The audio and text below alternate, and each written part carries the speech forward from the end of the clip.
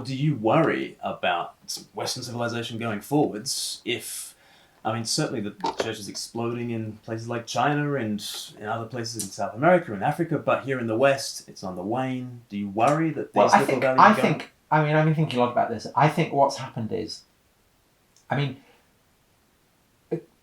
Christianity was as vibrant as it has ever been. It's deeply held in the years of the First World War. You know, it did not precipitate a collapse in faith. If anything, it consolidated it. And in the years that followed the Second World War, again, there was very, very high religious commitment. And then in the 60s, it dropped off a cliff. And so the question is, what happened? I think one of the things that happened was that we emerged from the experience of the war. And as people began to realise what had happened, particularly with the Holocaust,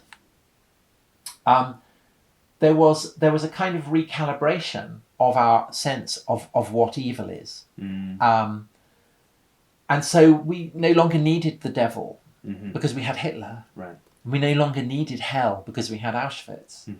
And so ever since the war, when most people in the West want to know what is right, what is good, they look at the Nazis and they do whatever the opposite to what the Nazis did. Right. So it's a bit like it's a cross between Plato's parable of the people in the cave looking at the shadows and Nietzsche's parable of the death of God, but his corpse remains in the cave casting shadows. What we're seeing is the shadow of Christianity. We look at Nazism, and the shadow that Nazism casts tells us what Christian values and ethics are. So enshrined at the heart of every Western society in the wake of the war is the utter conviction that racism is the ultimate evil, and that the weak should be cared for, so there should be welfare states. And these have become the absolute foundations of the way that governments function and universities function and opinion formers function.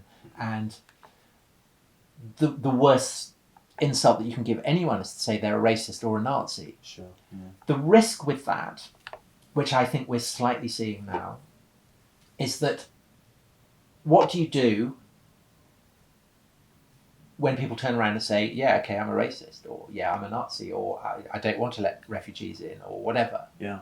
Yeah. What resources then do you have to make this case beyond kind of screaming racist? Yes. And that, I think, is when you start to realise just how rooted in deeply Christian assumptions these arguments actually are, and how denuded the attempt to try and make these arguments is if you don't have this mythic resonance that Christianity brings them. And I don't use mythic in it as an insult. I mean mythic in the sense that this is a kind of deep, rich...